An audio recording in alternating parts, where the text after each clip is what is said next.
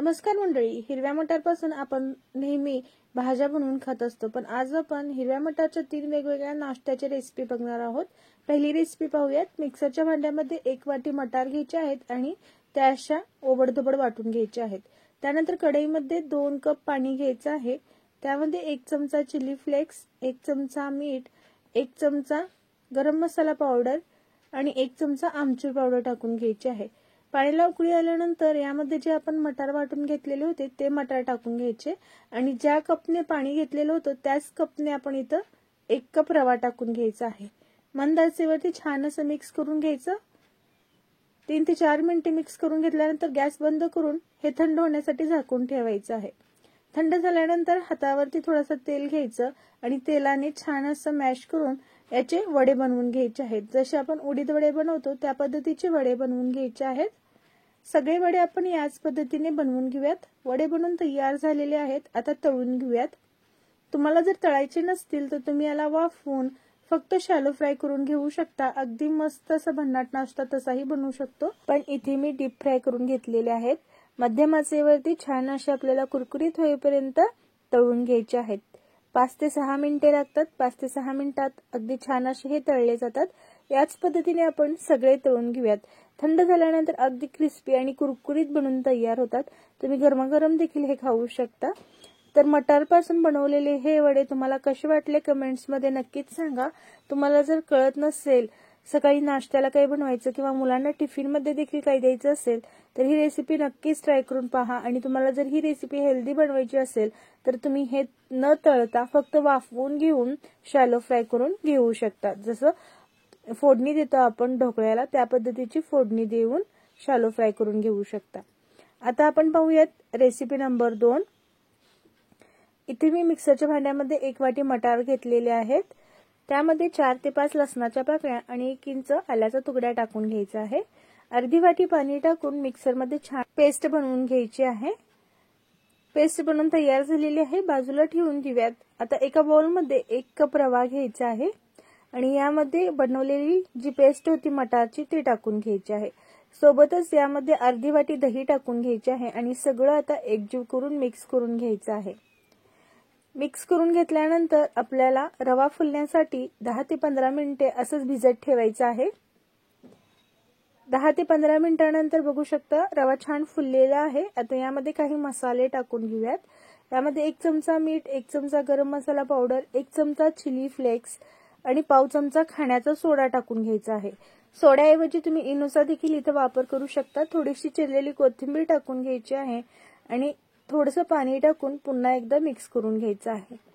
पाणी जास्त टाकू नका, जास्त पातळही नाही आणि जास्त दाटही नाही, सेमी कन्सिस्टन्सीचं बेटर आपल्याला इथे बनवून घ्यायचं आहे या पद्धतीचं।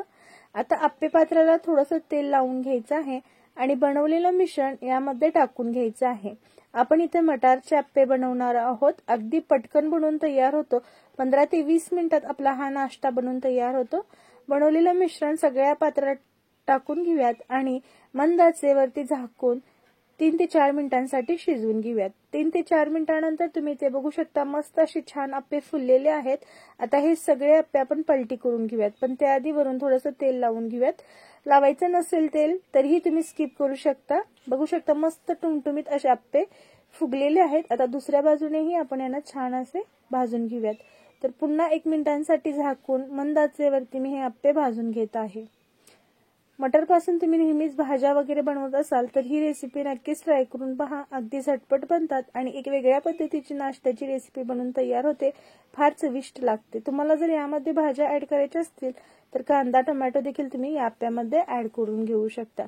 तर इथे आपला हा मटर आप्प्याचा नाश्ता बनवून तयार झालेला आहे।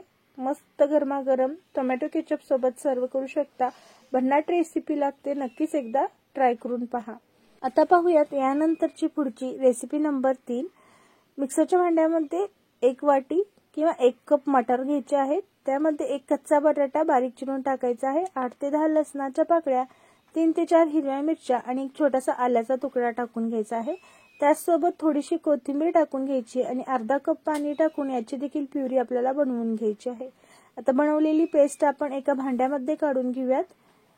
त्याचसोबत काही मसाले टाकून घेऊयात. जसे 1 चमचा मीठ घेतलेला आहे, 1 चमचा गरम मसाला पावडर, 1 चमचा आमचूर पावडर, 1 चमचा चिली फ्लेक्स टाकून घ्यायचे आहे, 2 चमचे पांढरी तीळ टाकून घ्यायचे आहे आणि त्याचसोबत 2 चमचे बेसन पीठ टाकून घ्यायचं आहे.